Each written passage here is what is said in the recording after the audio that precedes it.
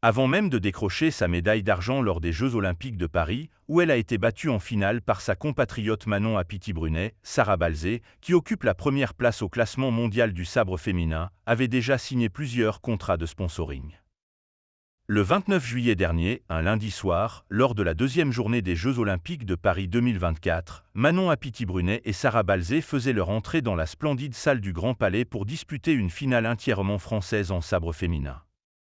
Bien qu'elle ait raté lors en s'inclinant face à sa compatriote et amie, avec qui elle avait remporté la médaille d'argent en équipe aux JO de Tokyo, Sarah Balzé a su s'imposer comme l'une des nouvelles étoiles montantes du sport français. À 29 ans, cette talentueuse Strasbourgeoise a captivé l'attention de tous. En effet, Sarah Balzé s'est imposée comme une figure emblématique de l'escrime en France. Après avoir subi une déchirure du ligament croisé antérieur de son genou gauche en 2017, cette athlète originaire d'Alsace a connu un retour en force remarquable au cours des 2 dernières années. Elle a accumulé un impressionnant total de 6 médailles d'or en individuel lors des Coupes du Monde des saisons 2022 à 2023 et 2023 à 2024.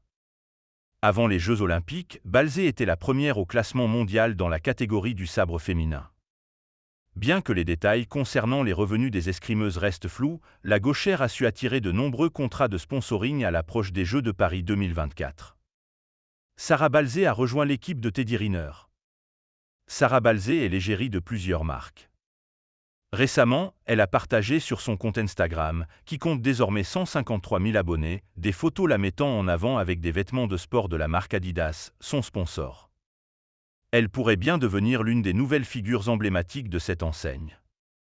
Par ailleurs, depuis le printemps, elle représente également Dior et collabore avec divers partenaires commerciaux tels que la Caisse d'épargne, ICO Consulting, Versus Main, le groupe Atlantico, Carrefour, Alstar, la région Grand Est, ainsi que l'Eurométropole de Strasbourg, selon les informations relayées par sportbusbusine.fr.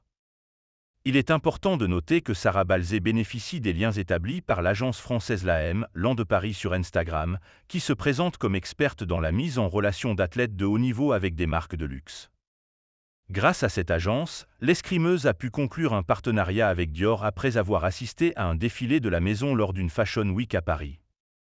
Le mois suivant, elle a été mise en avant sur la couverture du magazine Elle. L'AM a également joué un rôle clé dans le sponsoring de Teddy Riner, une figure emblématique du sport français, avec Balenciaga, ainsi que dans les accords de Cameron Wauquiez, joueur de rugby au Racing 92 et international français, avec Hermès et Loewe.